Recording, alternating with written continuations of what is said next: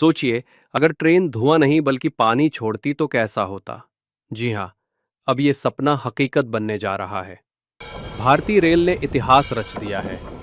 चेन्नई में बनी देश की पहली हाइड्रोजन ट्रेन अब ट्रैक पर उतरने को तैयार है। ये सिर्फ एक ट्रेन नहीं, बल्कि भारत की ग्रीन रेवोल्यूशन की शुरुआत है। आज हम आपको बताएंगे कि ये ट्रेन कैसे काम करती है, इसमें हाइड्रोजन का जादू क्या है, और भारत ही नहीं, पूरी दुनिया का भविष्य कैसे बदल सकता है।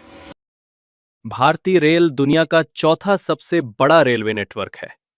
हर दिन करोड़ों यात्री इससे सफर करते हैं। लेकिन इसका एक कड़वा सच ये भी है कि रेलों को चलाने में डीजल और कोयले का खूब इस्तेमाल होता है।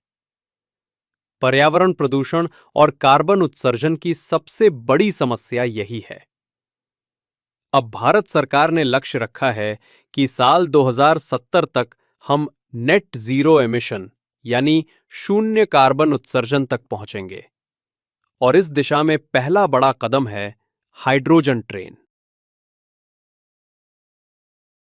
ये ट्रेन जल्द ही हरियाणा के जिंद से सोनीपत के बीच 89 किलोमीटर लंबे रूट पर यात्रियों को लेकर दौड़ेगी। खास बात यह है कि इसका ईंधन भी वहीं जिंद में तैयार होगा। वहां एक मेगावाट इलेक्ट्रोलाइजर प्लांट लगाया गया है, जो हर दिन लगभग 430 किलो हाइड्रोजन तैयार करेगा। यही हाइड्रोजन ट्रेन के टैंकों में भरी जाएगी और फिर ट्रेन के फ्यूल सेल्स उसे बिजली में बदल देंगे, जिससे ट्रेन के मोटर चलेंगे। अब समझिए हाइड्रोजन बनाने का विज्ञान। इलेक्ट्रोलाइजर पानी को ऑक्सीजन और हाइड्रोजन में तोड़ देता है। ऑक्सीजन अलग हो जाती है और हाइड्रोजन गैस को स्टोर कर लिया जाता है।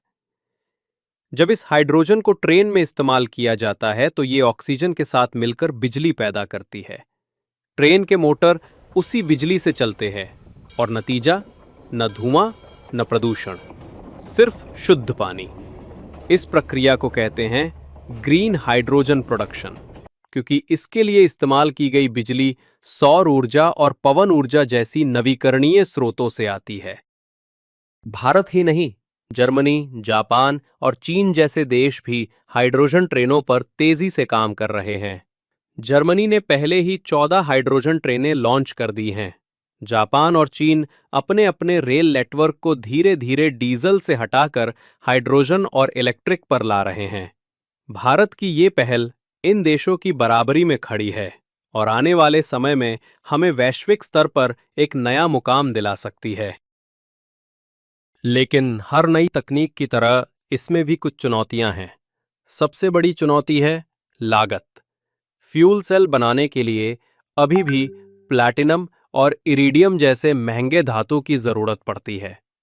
दूसरी चुनौती है इंफ्रास्ट्रक्चर।